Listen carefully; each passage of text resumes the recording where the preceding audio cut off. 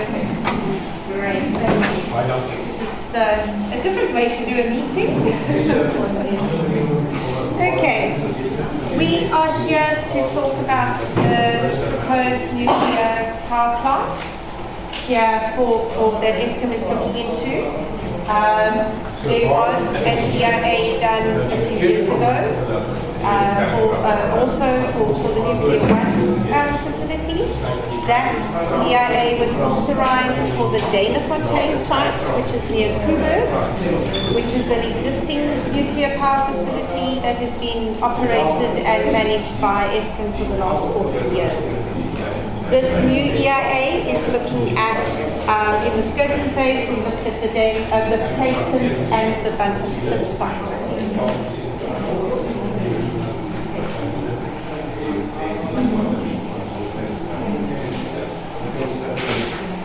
Okay, so in terms of where the nuclear energy comes from, in terms of why it's been considered as, okay, hang on.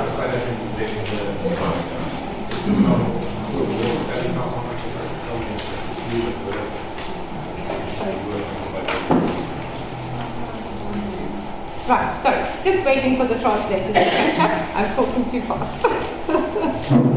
Okay,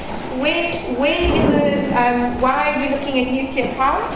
It is part of the nuclear energy policy, which is outlining the need to use nuclear energy in South Africa. Then also the National Development Plan also looks at the use of nuclear energy for the energy mix, and also the last of the plans that are important in terms of why nuclear energy is the Independent Integrated Resource Plan, which was published last year, 2025, and that is also looking at installing 5,200 megawatts of nuclear energy facilities by 2039.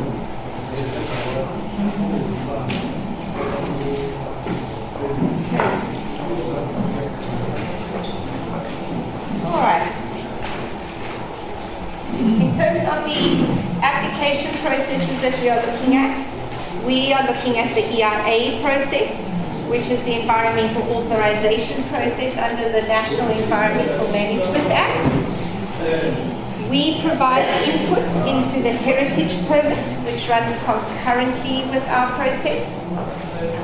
And the specialist studies that are undertaken in the EIA will input into the water use license and the coastal water discharge permit, which would come after the EIA. On the left, or actually on your right, the nuclear installation site license application is a separate process that is run by the National Nuclear Regulator, and they obtain information from Eskom. There's a bit of a back and forth, and then when they're ready, they will be putting that out for their own public participation process, I believe, later this year.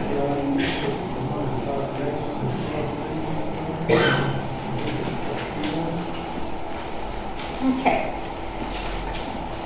Something that's a little bit different from the last time the EIA was done for the Nuclear 1 facility is that the EIA regulations have changed. They have become more time frame regulated, where previously there were no time frames. We now have time frames for public participation, as well as time frames for the environmental assessment practitioner, as well as time frames for the competent authority themselves. So we'll be running this process within the EIA regulations and within the time frames that are associated with it. We are in the scoping phase at the moment, so we're still at the beginning. We are hoping to get a decision on the scoping report in and around July this year.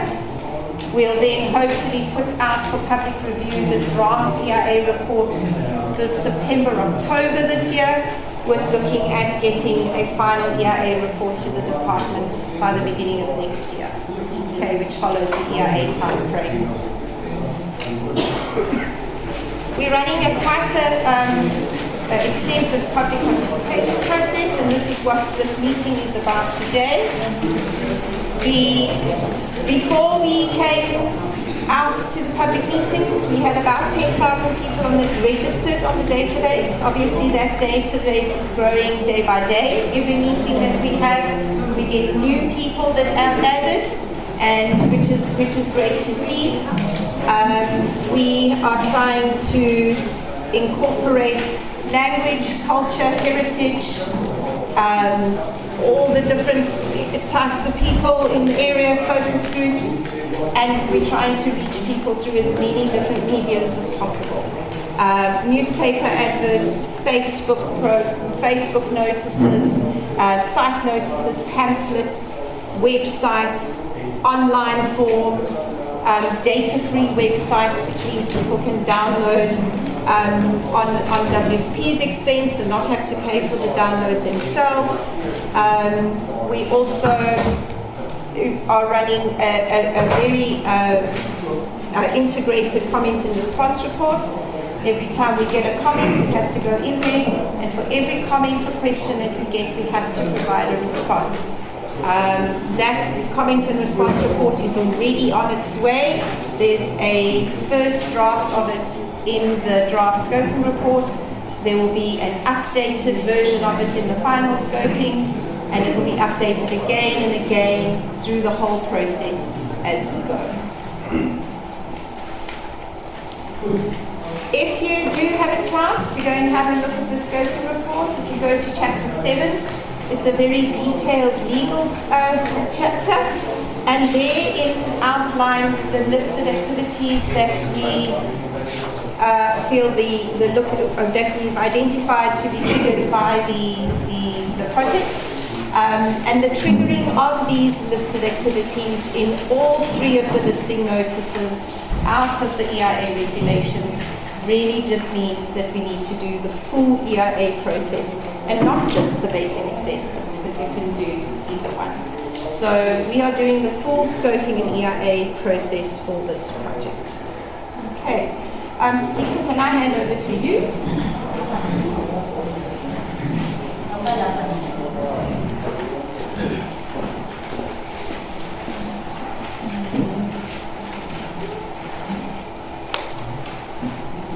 Still waiting for the beat to drop.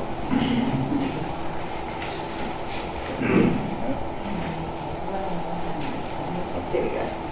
Thanks. Good evening, everybody. I'm in the way. You can hear me audibly, because I have a tendency to really speak very fast. And if I am, please ask me to slow down.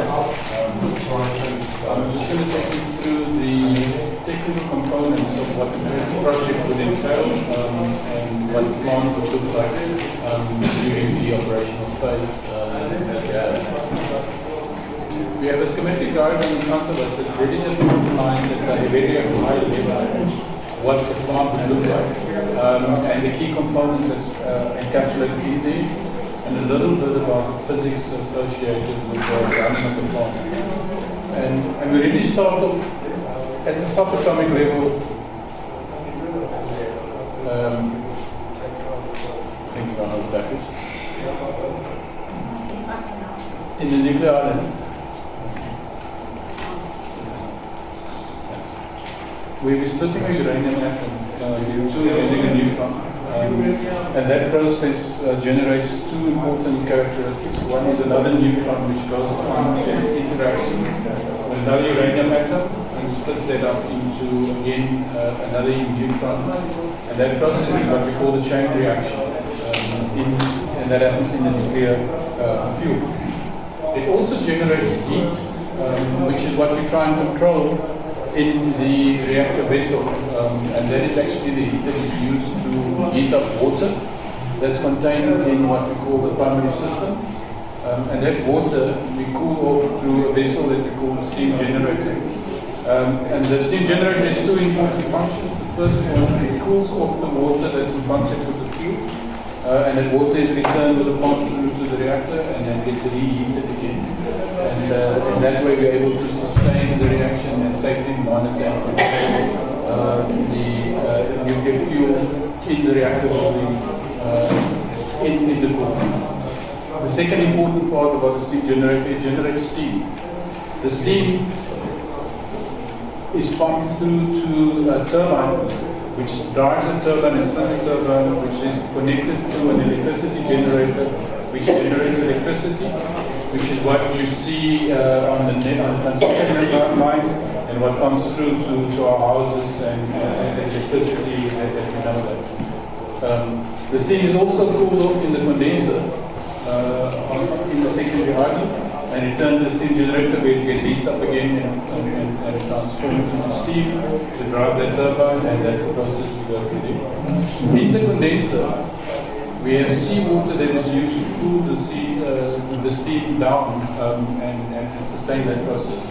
And what's very important to understand in this whole process is the fact that the water in the primary reactor that's in contact with the fuel is separated from the water in the steam generator circuit, and it's separate from the water that's used to cool off the condenser in the seawater. So there's no physical direct contact and mixing of water in the sea to the water that's in contact with the radiation with the nuclear fuel.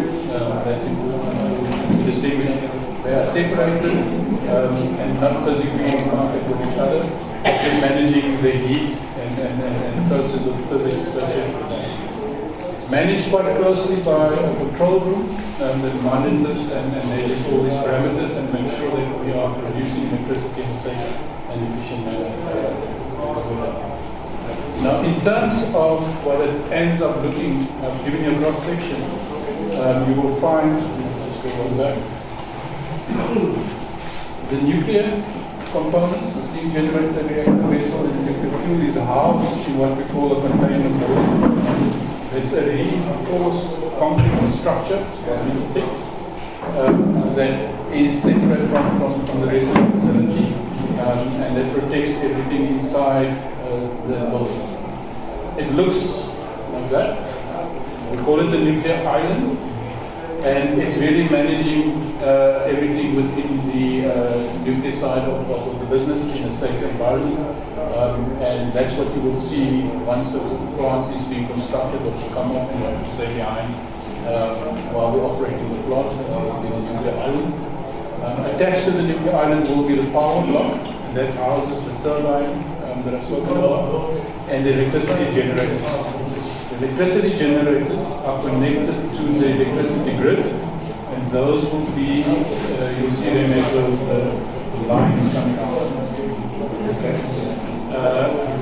In terms of the high voltage lines, either be 400 kilovolt or 765 kilovolt, that will come out from the power station into the electricity network. During construction, we will also have temporary works that we will be managing through that, and we will be dealing with spoil pipelines and other activities that will be of a temporary nature used on the site that will be removed once the construction is completed and managed appropriately in terms of the final site.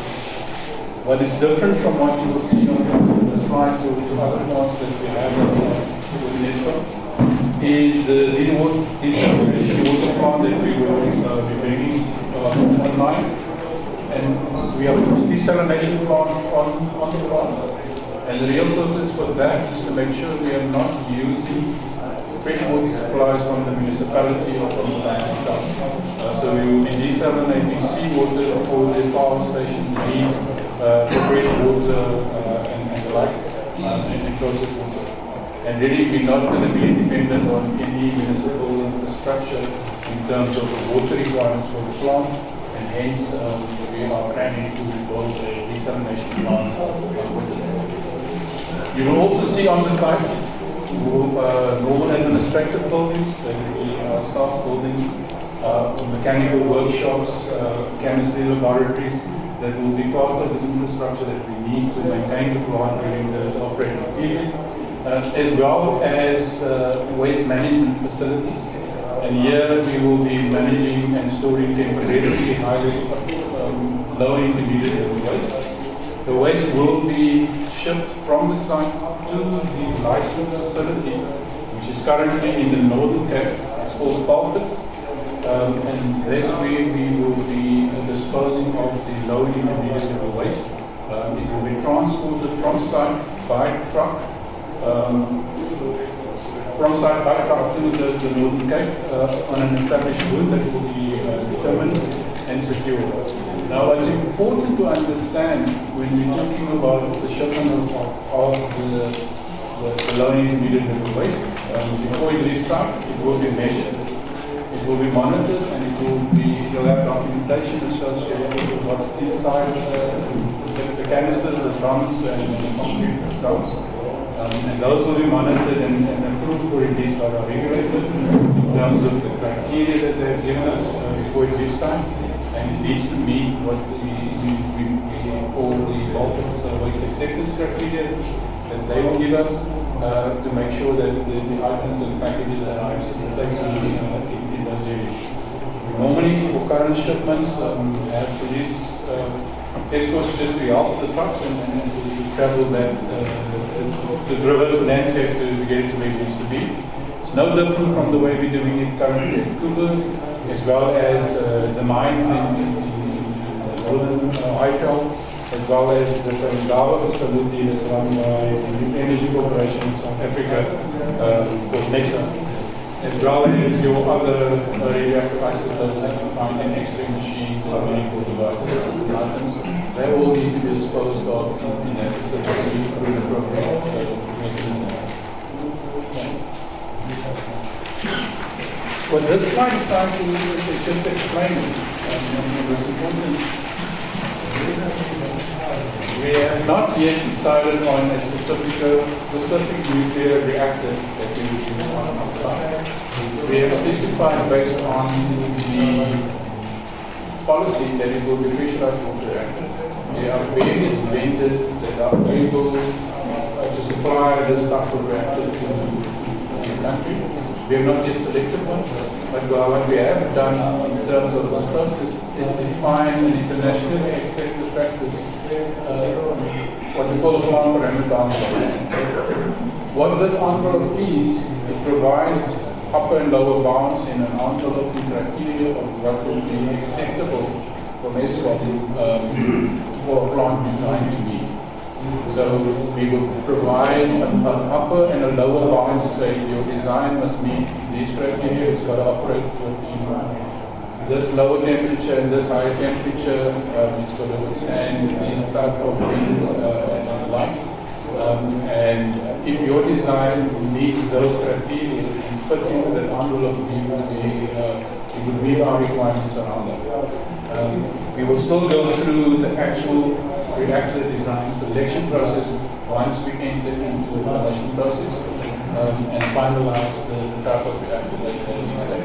So what we've done is we've taken from what our understanding is of what is available currently in the market and defined our lower bounds of what meets our criteria, which next to just share that in the parameter envelope process.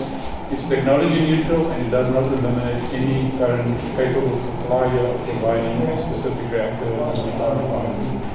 Okay.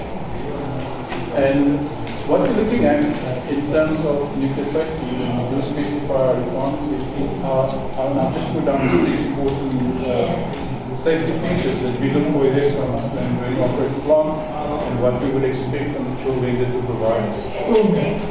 The first item that's important for us is to make sure that we increase the use of passive safety systems.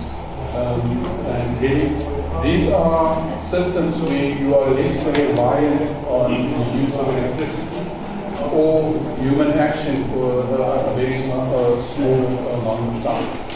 And really, what it does is it relies on the laws of nature to do the functions that we need it to do. For example, items at the high elevation use gravity in certain tanks or pipelines to provide water to different systems because gravity works. It also eliminates the need for immediate action for a human to do something within 20-30 seconds. when you rely on these physics of nature to help us support that. And that is how we are managing the use of passive systems. What we're also looking at in terms of our requirements is a simplified design. And a simplified design really is we don't want to do too complex a design on the plant. It was something that is simple for us to operate and really take away the need for overly complex mechanical systems or components or structures to meet the objective of the plant design. That's what we're doing. Then there's a very important part, it's called what we call defense in depth. And the concept of defense in depth is where you're relying on multiple layers of defense to achieve the same objective to protect you. And really in terms of that, I think a good example in this facility as an example is a fence outside. That's our first layer of defense to come into the building. There's windows in the room to keep the cold out, and there's also roofing outside. Those are all different means of defense in there to prevent us from hitting something on the board. And that's all part and parcel of the safety of the installation that we look at on that. So we use the same philosophy in the nuclear plant. We're relying on different means of protection and to achieve a safety objective. It's tied very closely to what we call redundancy. And redundancy really is where we're looking at different means of doing the same function. And that's very important. So for example, you can use air or steam to drive a pump to deliver water from one area to another, or you can use electricity. So those are three means of achieving the same function because you're using three different methods of redundancy to do that. You can also, in terms of redundancy, instead of one pump doing the job with 2 or 3 pumps. Where one is on standby in case the one fails, and you have another one to do the same job for it. So that's the concept of redundancy, where we're relying on more than one mechanical component, or not just mechanical, but more than one component to achieve the same objective in the plant design and to protect us ultimately around that. What is key for us as well is extreme environmental changes that's happening. So the plant must be robust against extreme weather conditions and extreme events like a tsunami, high winds, earthquakes. These items are that is occurring, extreme temperature excursions. So we're looking at broader parameters around what the plant should be able to meet in the execution of the project. And these are key features for us that we're looking for in the plant. And really just last, I'm putting it down there, there's a low core damage frequency concept that we talk about. And that's really a number that we want to be as low as possible. The number is measured in millions of years around the probability of an event happening, or chance of an event happening. And the lower this number is, the better it is from our perspective to manage the plant. So that's a key item that we look for in the design of the plant when everything comes together and we look at that item. Thank you.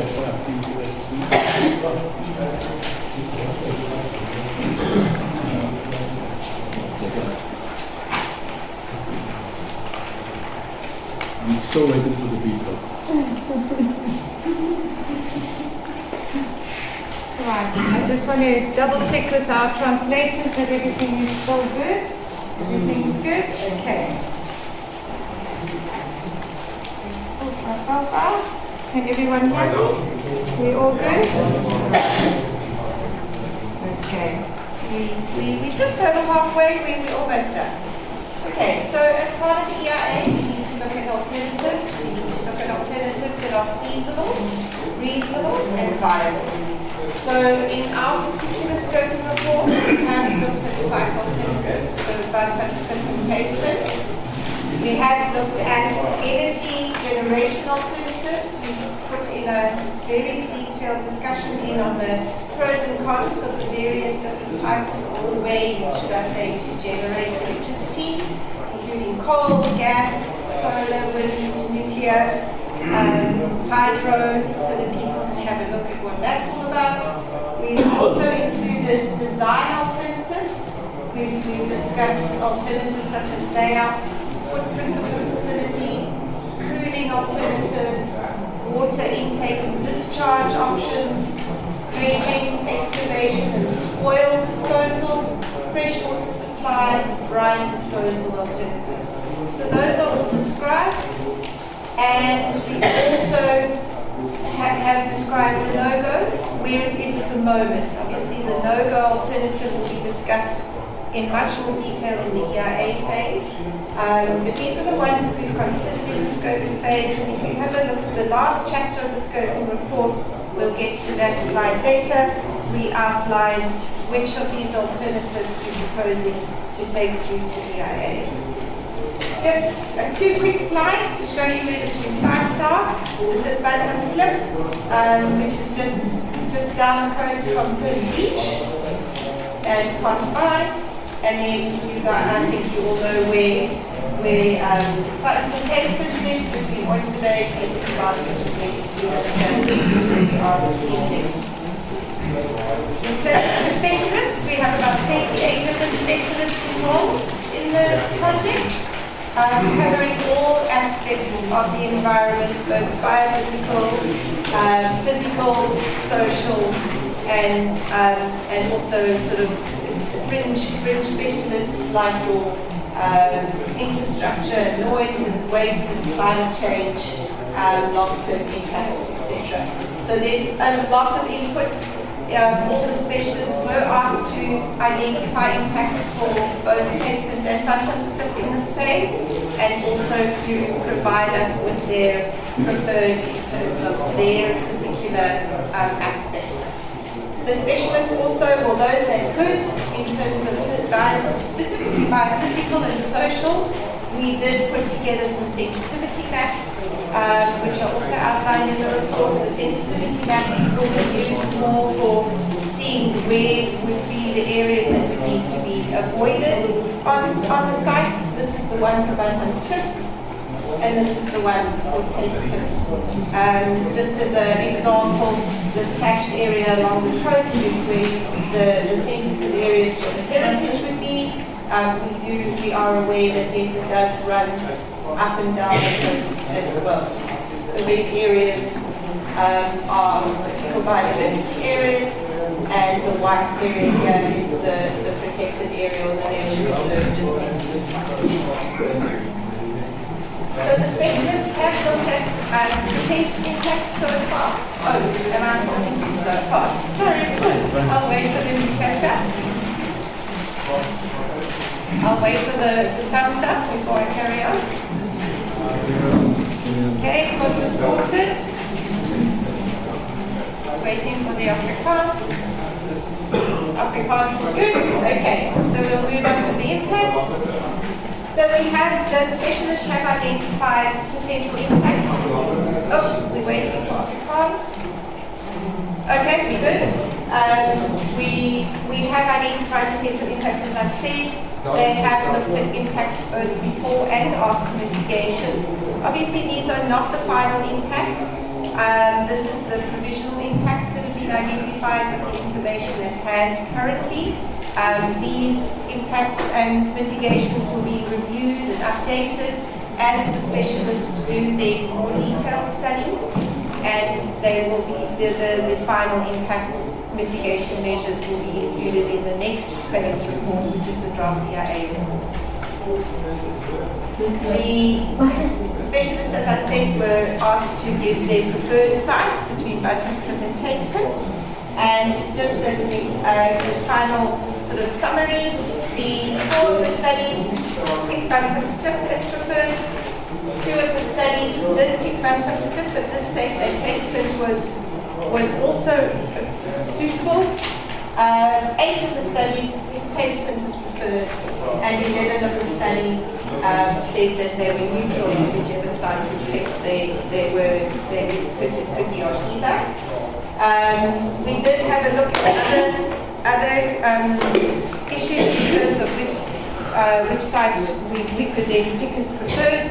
From a specialist point of view, it was clearly Tasteful, but there was also the readiness of the site in terms of the NNR process, which did come into play, as well as the connection to the grid from a transmission point of view.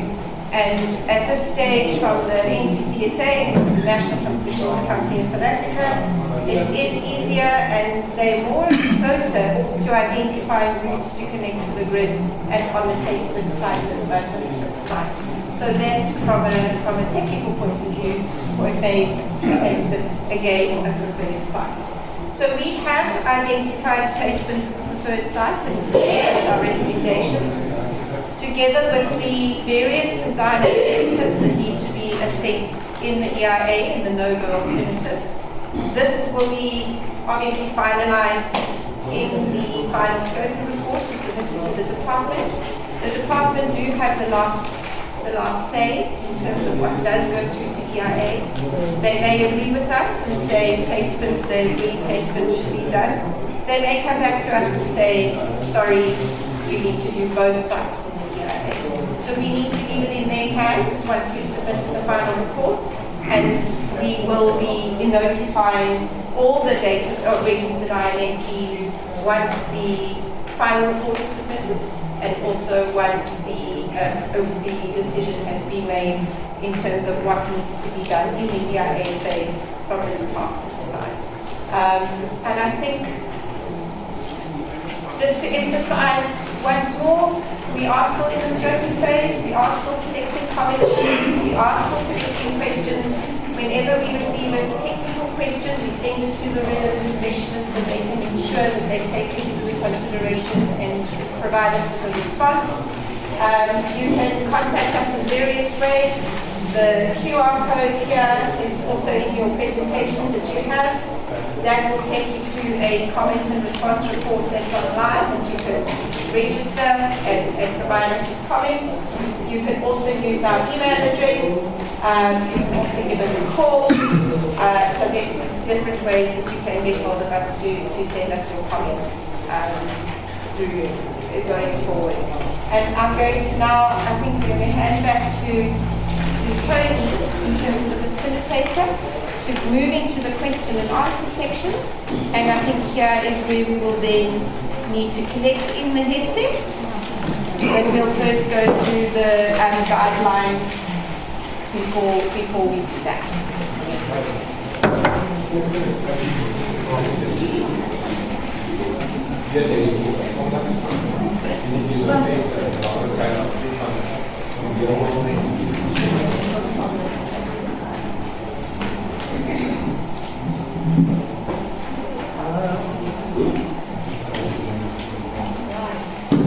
Thank you very much for your presentation. We really appreciate that. I see that quite a number of people arrived after we read the constructive guidelines for discussion during the question and answer session, and I would just like to go through them again and see by raise of hands that everyone is in agreement with these guidelines. So firstly, we will ask that you please put your phones on silent. If you do need to take a call, please let them indicate you and they will call outside. During the discussions, we are going to hand out cards. As you please raise your hand when you have a question, state your name and your surname, and please one person at a time. This is just so that we ensure fair opportunity for everyone to listen to the questions and also to ask questions. Please kindly refrain from repeating issues or questions that have already been asked during Q&A, so that you can give everyone their opportunity to ask a question. We ask that you ask one question at a time. Then in terms of general behavior, it is asked that you please refrain from being abusive, personal attacks, or obstructive and disruptive conduct. Let's treat each other with respect. We understand that people don't always agree in their perspectives and their views, and in this process there is room for all the views and perspectives to be recorded. All comments, concerns and questions that were raised will be captured. We are digitally recording this meeting, and we will also capture any issues raised that are not relevant to the project on the flip chart and park them. We may not be able to respond to all of the questions, but they will be passed on to the specialists for consideration in the study. So with that, I'm going to just ask that all the headsets are collected, and then we will open the floor for questions and discussion. If you just give us 5 minutes to collect all the headsets, thank you very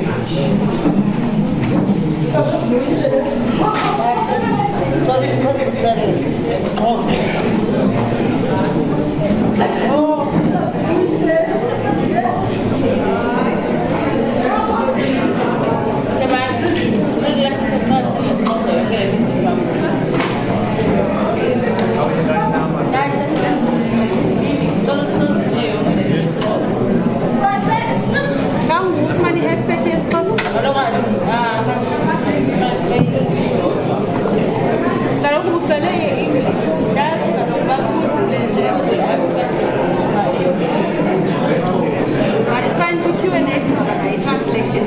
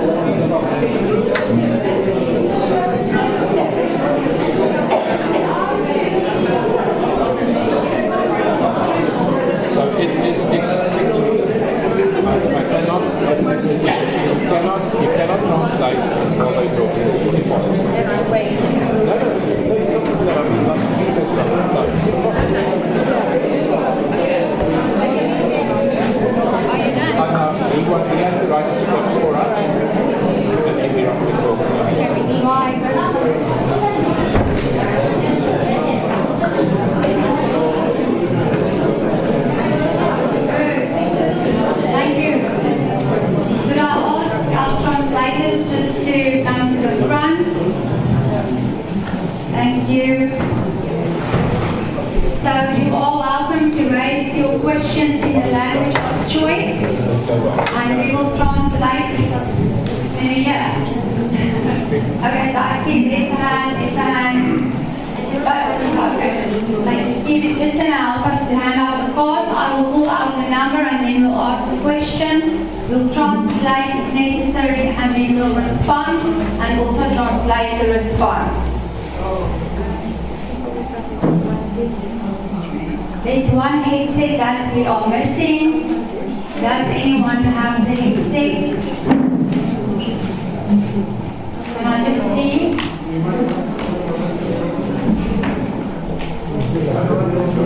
Right. We see you.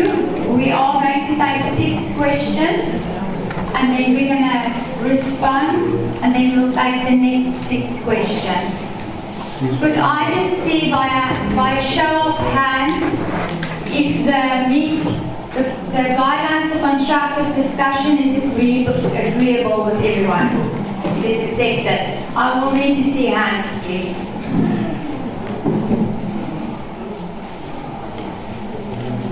Thank you. So we are recording that the majority of people agreed to the constructive guidelines. Right, so let's go. Number 1. Just use the mic, please. Thank you.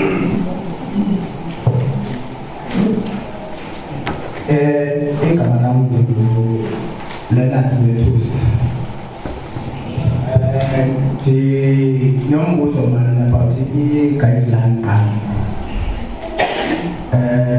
I think I must have Eskom and China. But you just I took West Tato was in December when we put on a store and nuclear. See 30 as city nuclear in a safe phone. And mazi lento yokugcwala kwabantu bangaphandle kwabantu enye into endingayibawela i-clarity kuyo, because I tell you zonke iwadi mos zinendawo zine-meeting zazo. Why kuzokusuka abantu eJeffreys kusuka abantu eMasdorp bazo-attend i-meeting ngakawadi 1? Why thina singazokwazi ukuya phaa? Siyayazi mos asinayibaleka zikhona i-anti-nuclear and ziyasapotwa ngabantu ezibasapotayo. So thina sisapotwa mntu thina beqhasithi i-nuclear kawadi 1 siyayifuna. So ndibawela nje ukuncedakala kule mibuzo mithu. Enkosi.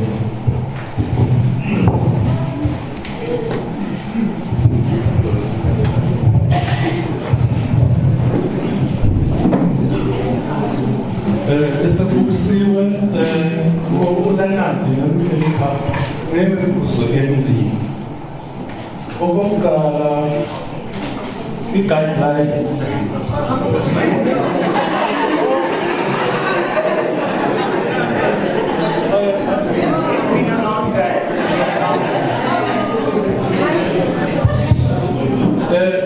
Leonard has got 2 questions. The first one, he doesn't see any guidelines from Eskom. Eskom doesn't have any guidelines on how to conduct this. And it's the third. Got any guidelines on what? In conducting meetings. In that, it's the third time we have called in which meetings, 3 times which meetings were held in connection with this nuclear power station. And people are repeating the same thing. And secondly, Ward 1 has to cater for the wards. Why? People from Chesapeake, they come here and from other areas, and they don't have enough resources to go to Chesapeake. Meaning then, we are supposed to visit all these areas or towns. We want an answer to this question. And the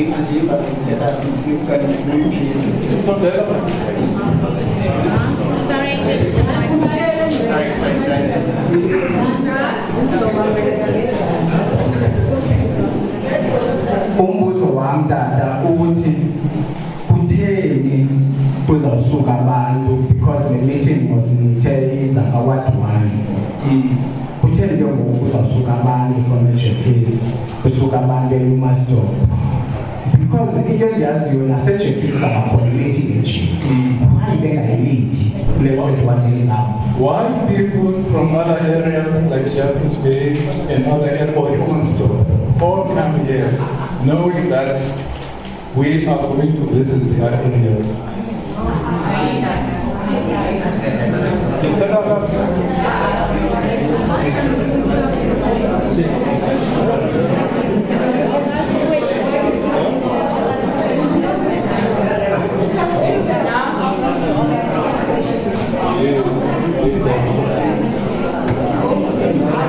Okay, right, thank you.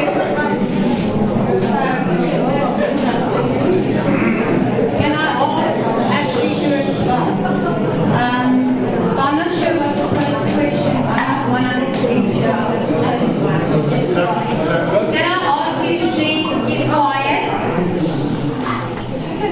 So if I understand correctly, the first concern is around the guidelines for constructive discussion. Why is it repeated at every meeting? So that is the first concern, and the second concern is that why do people from different areas come to see Vista for the public meeting while there are meetings in their towns? Okay, right, so Ashley, do you want to respond? You also mentioned the non-governmental organization which are traveling around trying to mislead people. That's why you said that. Okay.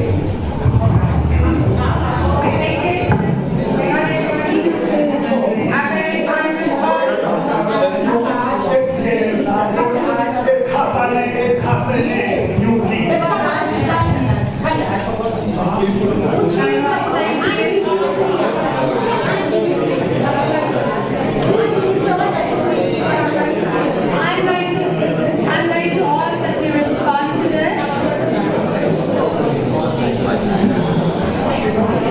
People, can I just remind everyone of the meeting conduct?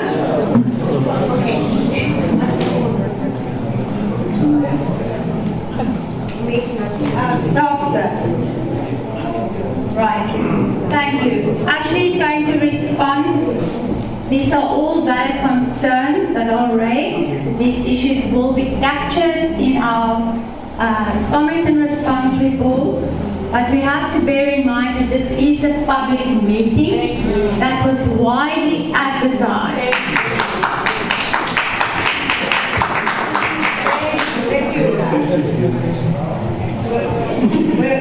For ease of translation, we'll do one answer at a time. Okay. So we'll first look at the I think that you said the meeting guidelines are repeated each time, because each time we come, it's a different group of people. Sometimes we have the same people who come to 2 meetings in a row, but there are a lot of new faces as well. So we need to repeat them each meeting. And then also, that people go to different meetings. yes, I'm going to get into that one as well. So in terms of the guidelines, that's what it was. And then in terms of the different meetings, yes, we are. You are quite right. We do have a meeting in Jeffreys Bay on Friday. We did have a meeting in Humansdorp last night, and we are here in Vista tonight. We in Oyster Bay tomorrow. Unfortunately, from our side, we advertise the meetings and they are public meetings. And so anybody can come. It is obviously put in areas so that it is easier for Vista people to attend, it is easier for Jeffreys Bay people to attend, it is easier for Humansdorp people to attend. But we can't stop people from coming to the meeting because it is a public meeting. So if we want to add to that.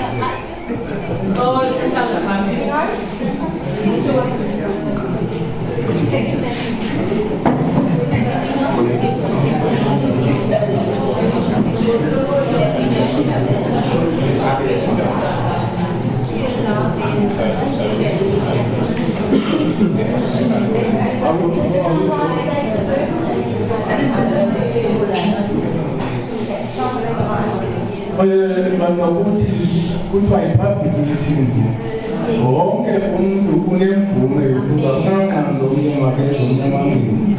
Into ethiba ke wonke umuntu angeza azothatha inxaxheba. Into ethiba aba lele khona izolo akome ngxaki ekureyizeni imibuzo kodwa akhonike bezazawuvalela abanye imibuzo izawuvela isettlement ekuphendule into yabo imibuzo. Right, thank you. I also just want to get back to the concern about the guidelines for constructive discussion and confirm that this meeting is run by the environmental assessment practitioner. So the guidelines for constructive discussion will not necessarily be found on Eskom's website. It is something that is integrated in every meeting conduct as part of a public meeting.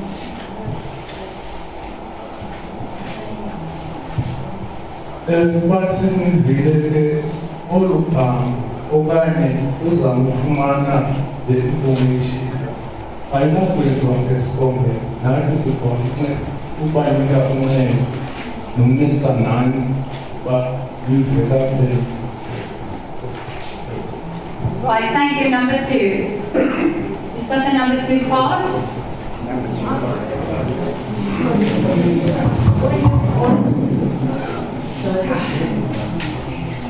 Thank you. Molweni.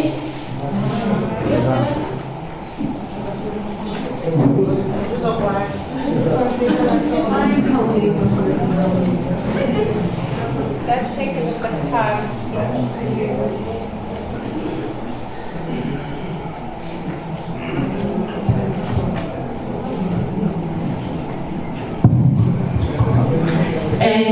Molweni nosakoti.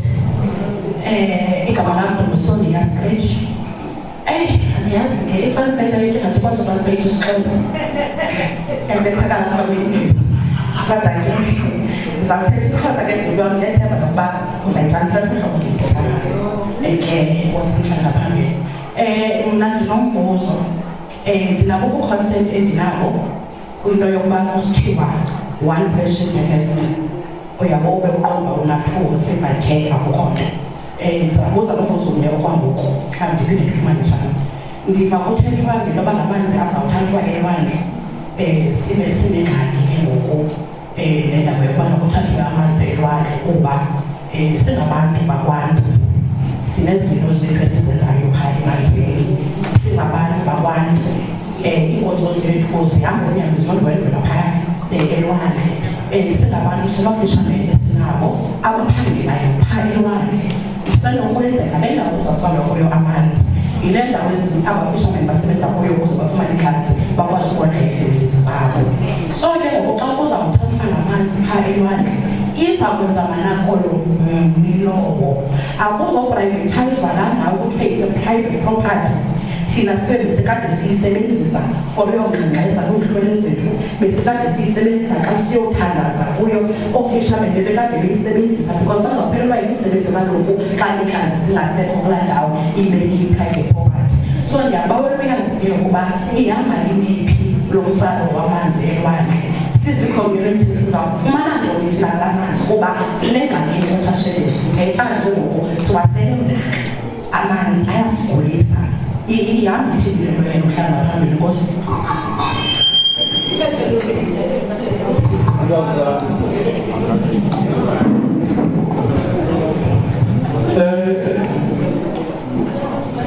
This lady is just present the whole house.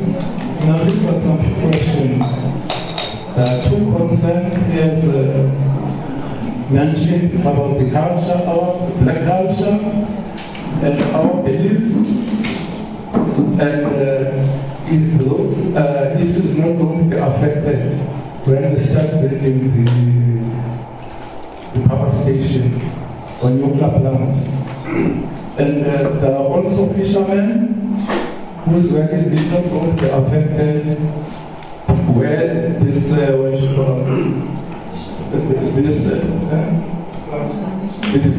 this place where it's going to be constructed, the power generation plant. And definitely, the property around this plant is it not going to be privatized? Because we don't know how far from where they do their religion or prayers, especially what we call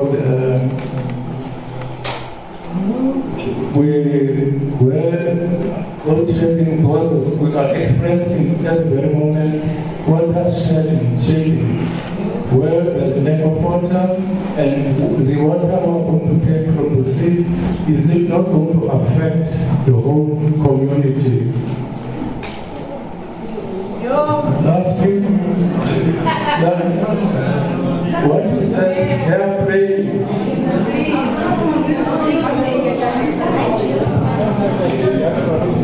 Sorry, can I just find out what was the problem there? Can you come in? Your translator.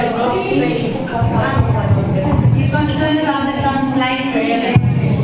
Are you willing to volunteer to translate? Thank you.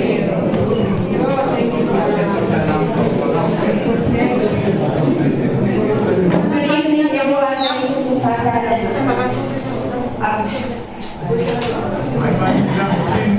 The first question was regarding the whole nuclear plant, because we use the ocean for our religion, our ancestors, and everything else, and we also have fishermen that work there. So how is it going to affect us from going to use it for our ancestors, our rituals, and everything, and our fishermen?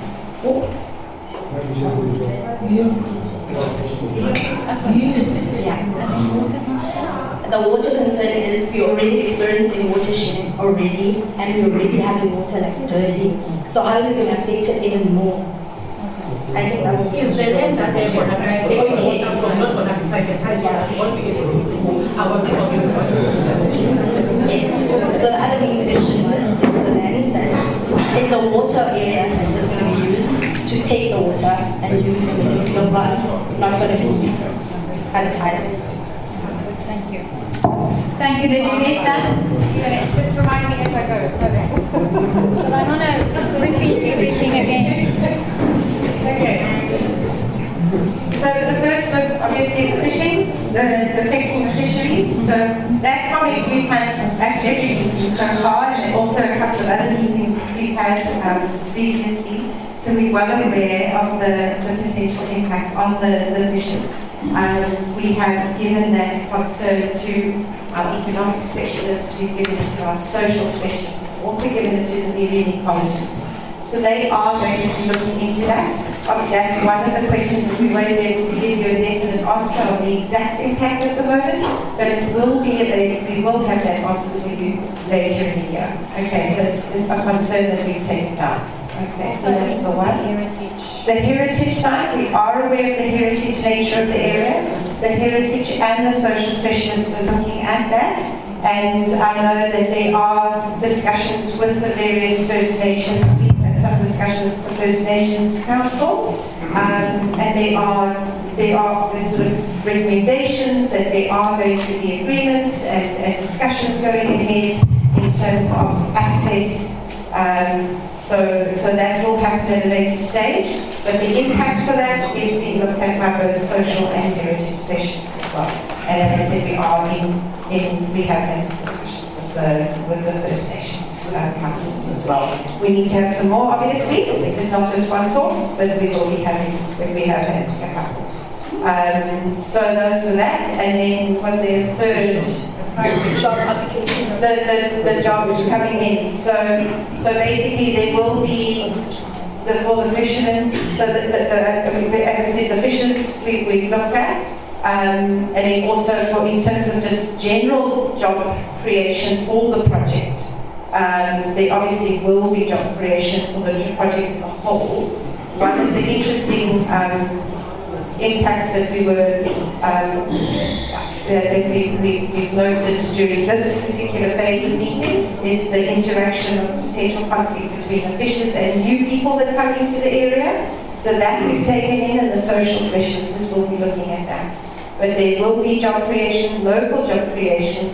How that will look in terms of skills development and training people up for different posts and jobs in the future is something that is being discussed, and there will be recommendations to that effect. And then the land around the facility, obviously the land is owned by Eskom at the moment. In terms of the land around where the site will be, at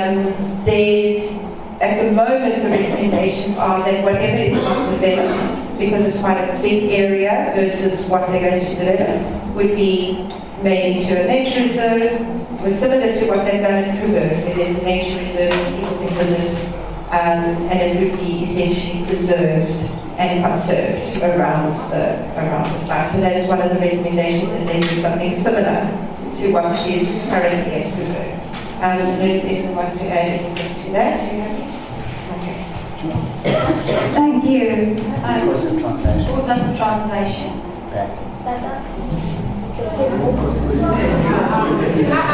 The thing is, I can't translate from English to I translated it also.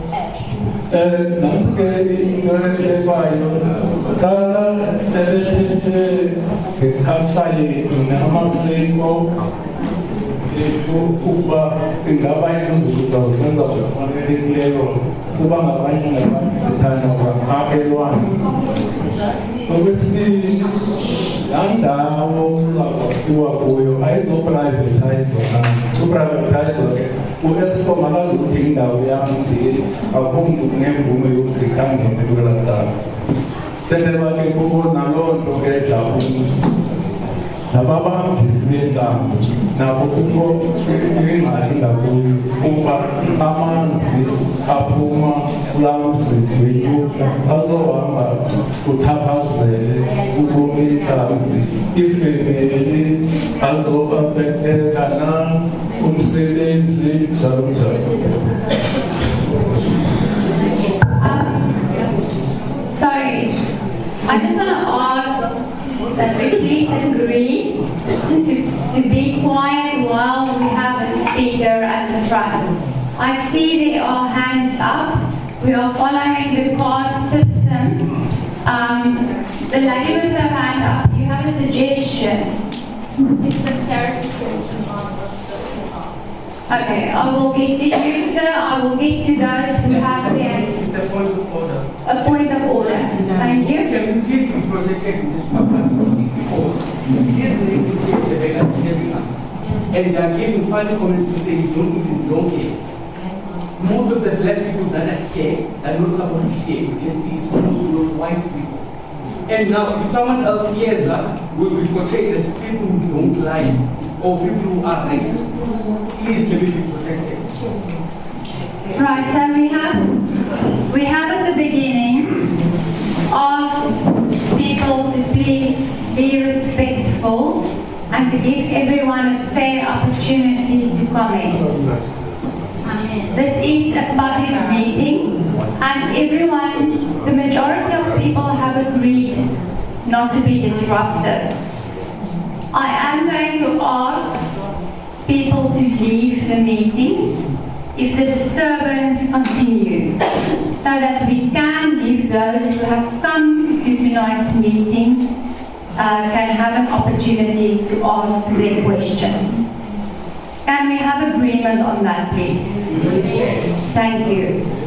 We have to protect the rights of all our participants in the room, not just a select few. Good.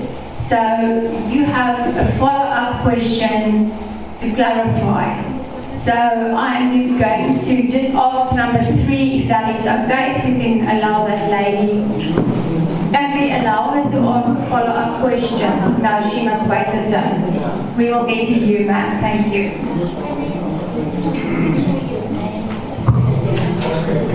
Can you please state your name and surname when you ask a question?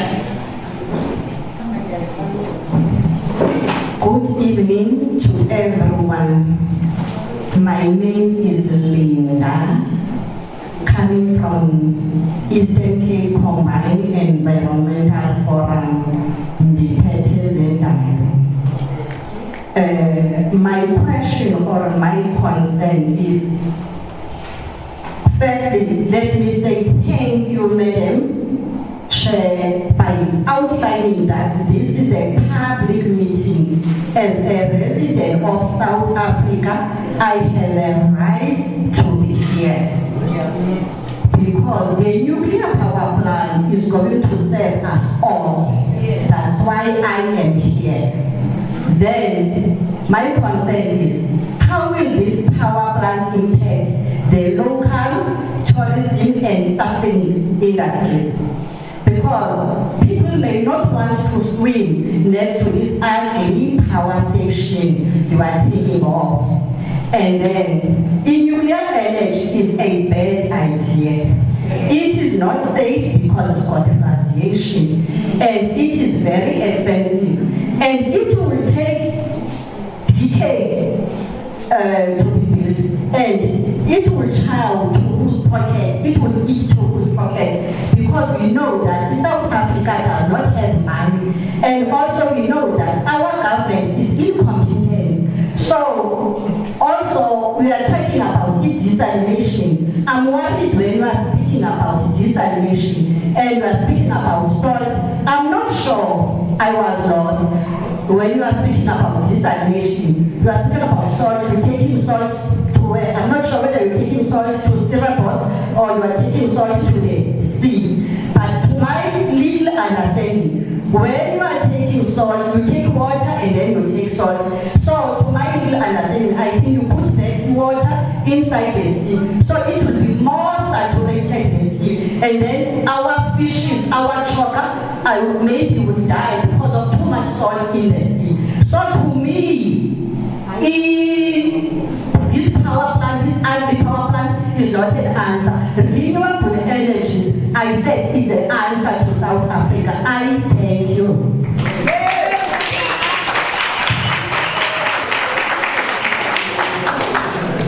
Thank you. I'm going to ask you to translate. Now, I just want to confirm the concern around the, and have quiet, please. Thank you. The concern around the desalination, can you just clarify that concern for me? My concern about desalination is about, when we are speaking desalination, I did hear Budada when he was interpreting about desalination. He said, you are taking things, I don't know what is things inside the water. Because he said things, I was listening to physical, he said things is no. So I'm not sure what is things that is inside the water.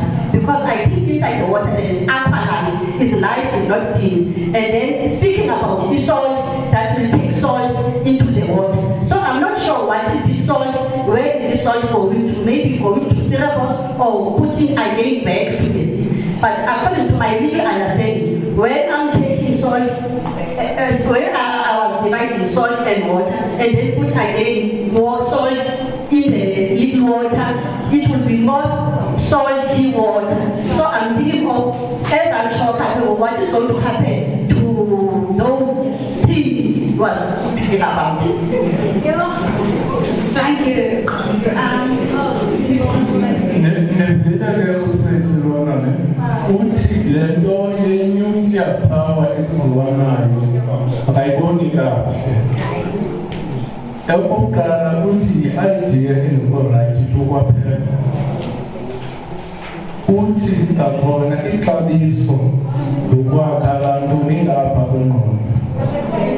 And getting ixesha ezalithatha ixesha elide ukuyakha namcimbi. Urhulumente wethu akanamali. Uthi le desalination akayiqondi kahle ukhupha ityuwa emanzini uphinde uthathe laa tyuwa uyibuyisele emanzini. azofaka inhlanzi ityuwa eninzi iselwandle kuba amanzi akhutshiwe la i-fresh water azasetyenziswa phakathi nasithi now ke inhlanzi ziyasafarisha no-fishermen. Those people there at the back, the lady with the green hat. Can I find out what the problem is? I am asking for the leaflet. Okay, could you please ask it outside so that we can continue with the meeting? I think there's a lot of people that want to listen to the translation. Thank you. Thank you.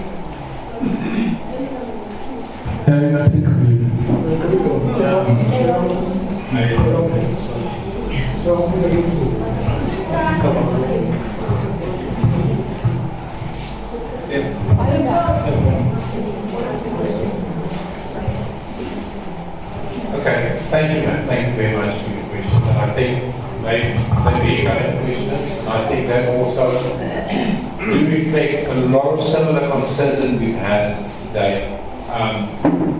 What is important, and it was said at the beginning of the meeting as well, I want to sort of re-emphasize that. At the scoping phase, what the intention is of this meeting is to get these concerns. We do not yet, in this phase of the project, have all the answers, because the specialists have already raised certain levels, they've highlighted certain issues that they want to take forward into the detailed assessment phase. But we also obtained further inputs from you in terms of maybe they've missed things that need to also be investigated. So the detailed assessment has not been done. And if I can talk to the specifics, like for instance, the impacts that power plant will have on the local economy, including the tourism. So there's economic specialists as well as that's going to look at the economy, the economic impact, as well as the tourist impact, and that's specific for this project. And it's not just looking at it from a local perspective, but also looking at it from a macro South African perspective. So that's one of the major studies that's already.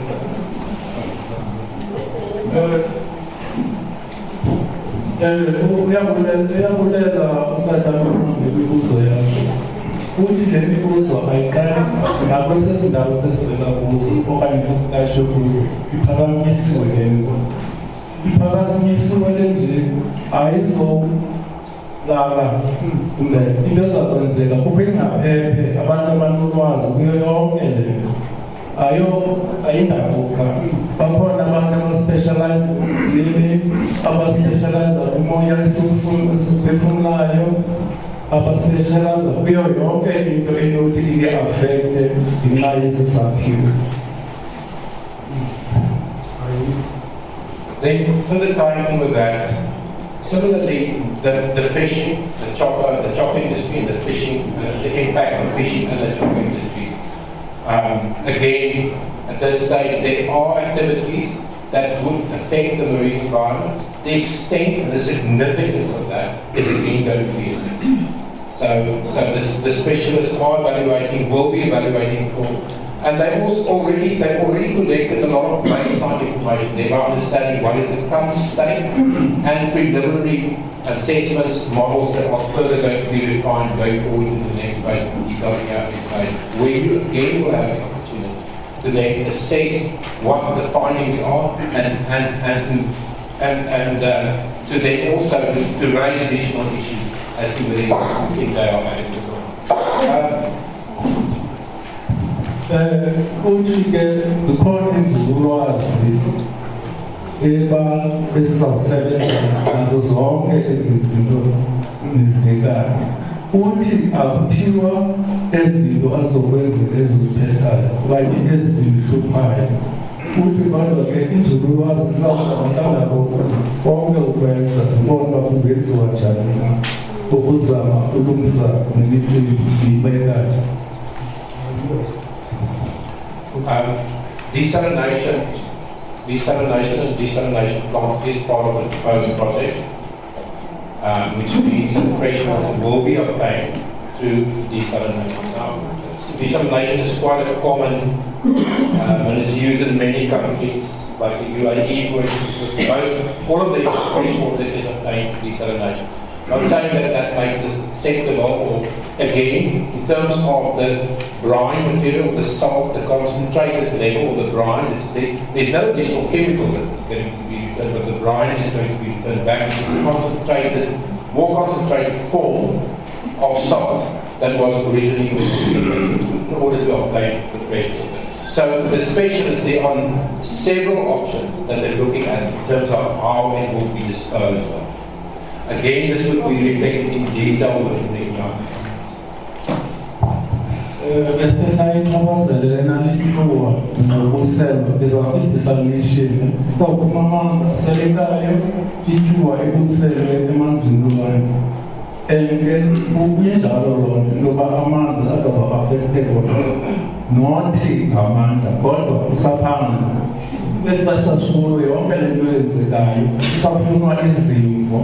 Emva kwezimvo ke zithathe zisiwe kwingcaphephe ibe zizo ezibonayo uba into ethile ethile ngenziwa njani na kuthoba ubustrongo baloo nto.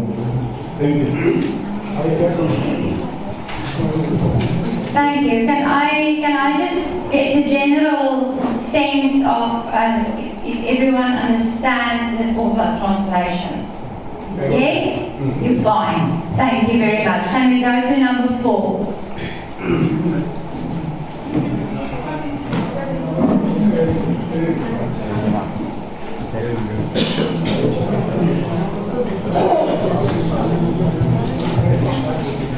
Good evening, everyone. My name is Kagisa from Vista.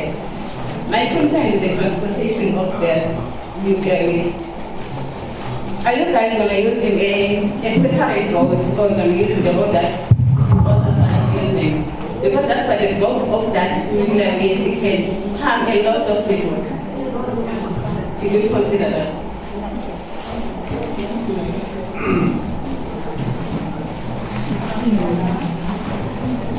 Sisibona ubungozi bokuthatha le-nuclear waste uthuthu lamaflasta enuclear. Kukhona ubungozi obunumelela bona obufana yi-poison. Now ke asiyazi ke ukubhekana ubustrong okanye ubungozi bale poison. Kuba yonke le nto iyaphambili.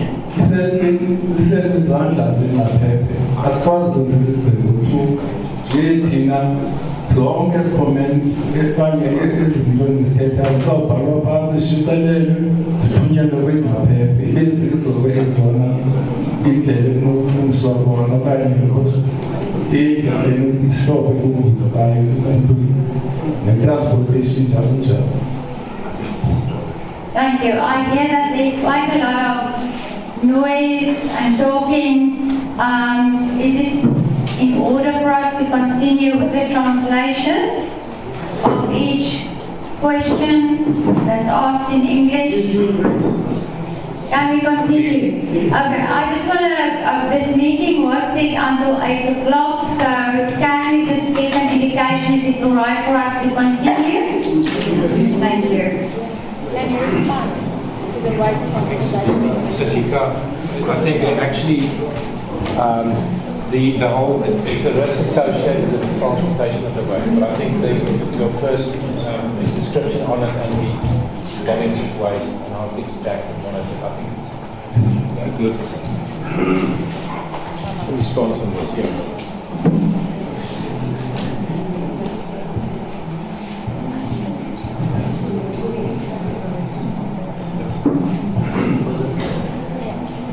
Okay, so I think explained that in my presentation around the shipment of waste that will be recycled in terms of the low and intermediate waste volume. You guys see here. So before the pack, let's just explain the process in brief. Before the packages leave site, it's really drums, it's steel drums, and I think we have a picture that we can share. There is where the waste is compacted in and kept on site before we release that. We measure the regularity of the package, and there would be what we call a waste acceptance criteria attached to that. We document on the paperwork with the drum the content of what's inside the drum, and then that gets shipped on a truck from the site to the Falklands facility where it will be disposed of. The Falklands facility, I think there's a picture there, is the licensed facility where this is managed and stored in the Northern Cape where Falklands is housed. The route that would take would be a 3-ton route, and the truck that will leave from the site to carry the waste packages, and it's 200 drums, will be transported by truck under police escort. That's the kind of practice that we have to do that, and it's safely managed at Falklands. It does not leave the site without the contents being clear and without the activity levels having been clearly defined, measured, and approved by the regulator before we do the shipment to Falklands. And the controls that's in place manages that quite strictly, and we have to meet those requirements to make sure that it does live safely. What we also have to do on a quite regular basis, we have to evaluate the impact of the drums if they should fall off the truck, and they should not burst open. So we do those tests on a routine basis to prove that the drum is safe and will contain the packaging inside the drum to be dropped. And there's two types of drums. There's the normal metal drum and there's the concrete drum. We drop them from a truck length, sometimes a little higher, onto a solid surface, and they're not expected to break. If they break, they will fail, and we would have to redo the analysis. So the drums are specifically designed not to burst open, and we do test that through various drop tests to assure that the contents does not get spilled. Thank you. I think you should explain that it's not fuel. It's not fuel, no. I think you understand. Yeah, there is not really a fuel. Those would be paper and other sub-items and clothing that is disposable. Thank you, very important point. It's not nuclear fuel transported in those canisters. That would be a different process that we would follow for that. It is safe. There is just reminding things around it. It is safely stored and safely managed around the processes and the controls that's in place to manage that. But I talk slower so and stop you. Umshakazi wona ukuzamile ukuchaza ngoba ilapha ibonisa alambisi lapho yenzeka yonke reaction. Waphinda wabonisa nebhedi sakhiwo apho igcinwa khona. And kukhona i-inspectors abahloli abajongayo abazakufundisa ukuyikhulula bamayiphumi drum. Idrum elabe gcine zonke uthuthu lweluta lufakwe phambi kujongwe ukuba lipakishwe kakuhle, isafe, and nokuba lethe yawa endleleni nje litransportwa yitrafiki nje akho ndlela wathi ingabhuka livuzi. Okwesibili, apha endleleni ikhatshwa ngamapolisa azojonga intoba bawuthe kwakho umonakalo ayabe khona ajonge yonke into uba ijonge ngocwangco. Into ethe phamba iphume kulaa mzi wenuclear apho kujenerethwa umbane. Uthuthu iwaste le yenuclear kuyajonga kangangoko ukuba isigaba ezithile zibhithile zojonga i-safety yeloo drum kupakishwe kulo uthuthu apho luyakhona eNorthern Cape, apho ke nalapho ukwi-permit eyokuba nyhani bayifumene iplanelo bimke ngayo ilandala isuka kuyo ifike isenjalo nalapho. Thank you. Number 5. While we go to number 5, I just want to mention that right at the start, one of the comments that was missed in the translation is that Ward 1 of Vista has been very clear about their support of the project from inception, and they want us to just record that point. Yes, what is Pagamis? What is one? Ampatina, say, Umera, Sportungus, it means in the South Scotland, I will okay.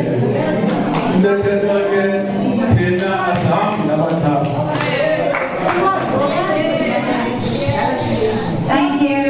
Number 5. Just state your name. Modweni Bata. Modweni is okay. The nuclear plant. No nuclear plant. Because in nuclear plant, yes, it was leaves. Abantu zibomba rishile. We provinces here. I'm not going to mention it. Zibomba rishile. Tina city sefumani miselezi. Ni nuclear plant. Abantwana lethu bazawuphangela. Whereas in nuclear plant isiza nokungozi kuthi. Ngifuna sivula amehlo because thina sileka izinto esizibonayo esingabazi ubungozi balento. A nuclear plant is very dangerous to us.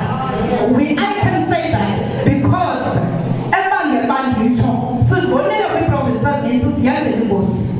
So I'm not going to mention anyone.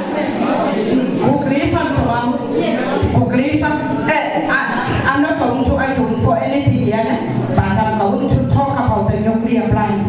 I'm not accepted the nuclear plants in my area. Thank you.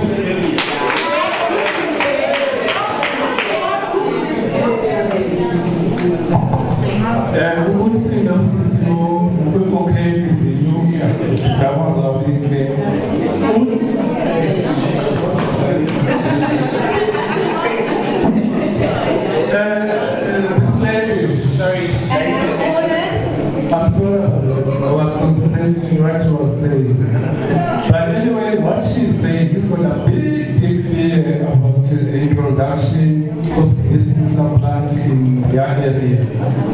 And she has read and googled some information about the safety and dangerous experience from nuclear production. But she can't go, I don't know. But anyway, that's what she claims. She talks about bombs, maybe she about nuclear bombs or whatever. I don't know. He said that people, please open your eyes. Let's resist this nuclear. It's a danger to us and to our future. Thank you. Thank you. Thank you for the comment and your concern. We hear you and we've recorded your point. Thank you. Number 6. Let me just sign up. I'm not sure.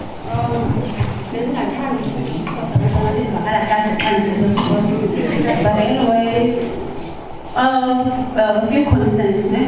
Firstly, I was quite surprised when you said you engage with people via Facebook, but I've never seen any messages on Facebook. Yes. Or I've never seen any notice. I only received a notice because I once registered in one public meeting because I've been following this meeting. Secondly, well, you talked about the IIP and us wanting a cleaner energy option. But we're still going to use uranium, which is still going to be mined, which is still going to cause greenhouse emissions. So now I'm confused. Why is it considered to be a cleaner energy when we're still going to be mining uranium? And thirdly, when you say when the presentation was on the screen and it was saying as low to medium dangerous waste is being, so I'm thinking to myself, what is going to happen to the high? Because if there's low and intermediate, meaning there is a higher level of waste, where is that going to go? And then the end presentation, it shows that the water. There's a graph here that says it's separated from the ones that is being taken from the sea. But what's going to happen to the contaminated one? Where does it go? If it doesn't mix with the seawater, where does it end up going? And last but not least, this is a medical application. The last time there was a study made by the University that said there were sand dunes which are unstable in that site that Eskom wants to build on. So has that changed? I know this is just a scoping phase. And you say you're also working in time frames. The thing is, you're gonna want us at some point to comment, the public to comment, but is that scope draft really meant for us, for people like me? Because it's difficult for us to find it. Where it's been put, I know that there was some that were put in the library, 4 copies you're not even supposed to take home with. And it's a lot of pages. I even Googled, I went to Google and I said 76 pages. How am I going to go through those 76 pages in order to make a commentable comment? How am I going to get that? And I think this is my last point.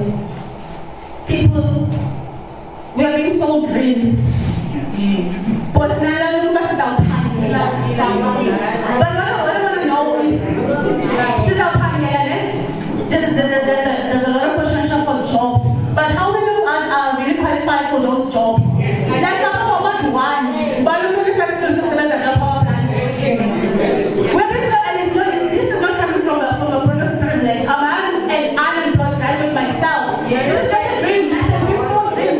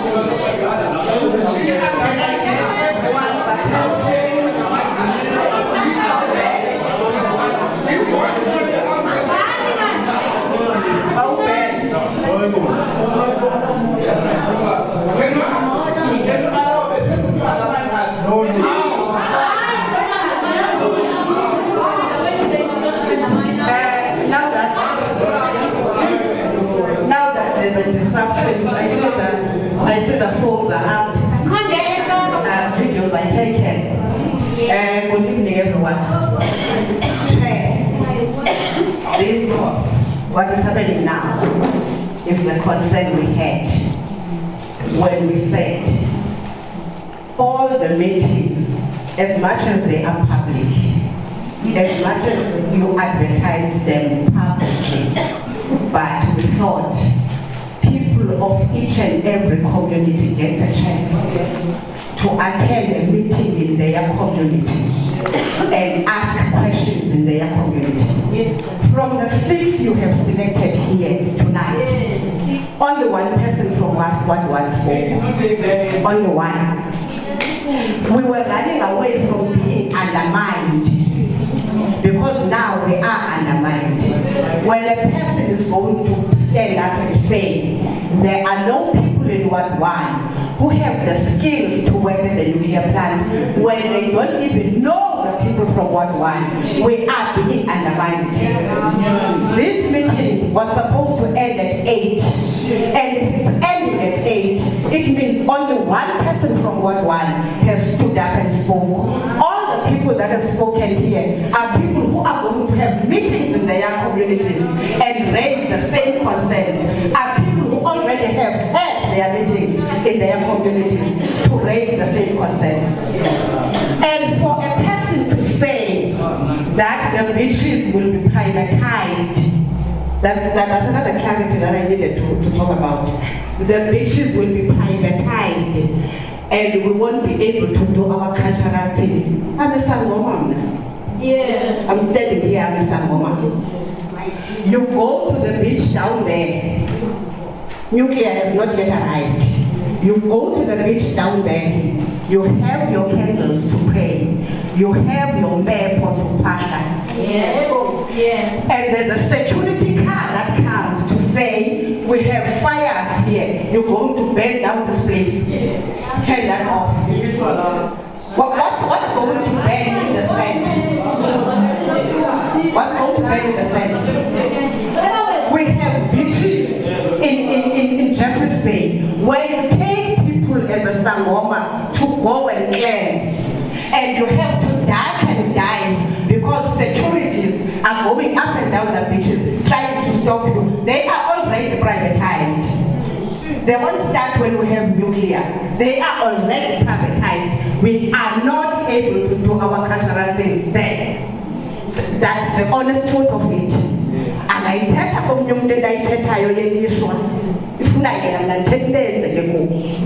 so this is what we feared when we said we need the people of what want to be given a chance. Because now they are undermined in this meeting. Thank you, Chair. Thank you for the concern raised. Thank you for the concern raised. I see that there are quite a few hands up.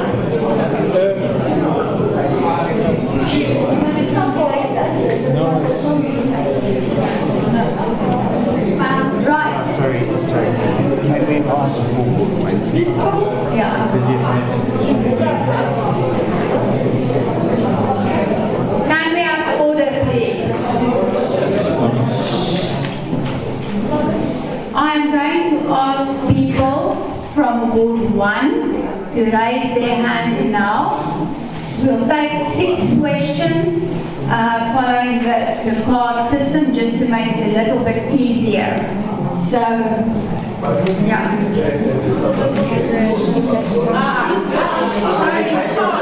It's not your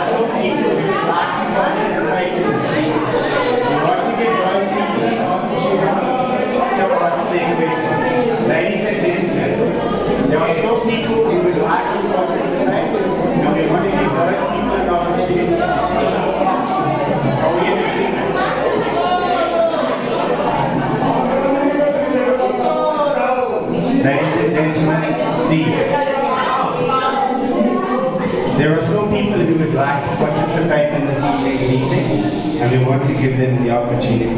Yes. But if we can't do it in an orderly manner, we're going to need to close the meeting. That's not what we would like to do. We would like to give those people who would still like to participate the opportunity. So I'm going to ask those that haven't asked a question yet, you can raise your hands in an orderly manner, but we would like to hear from people from Ward 1. Yes. Can I assist in giving the Ward 1 people the cards so that they can raise their questions? No, let me do it. But you would have to help me verify with the Ward 1. This is Ward 1. We must stick to the order. This is Ward 1.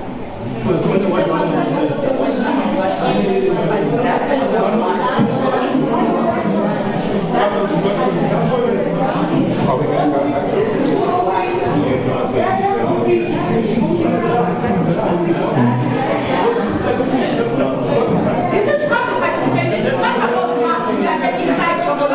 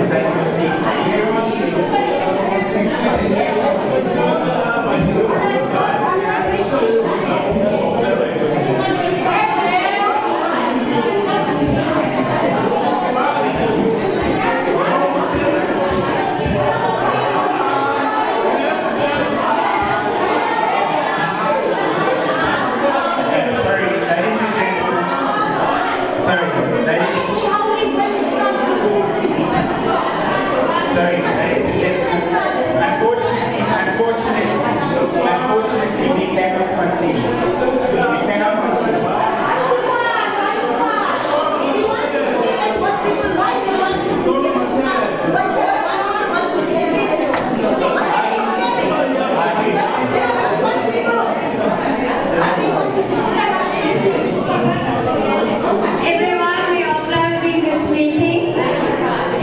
Thank you very much for your attention.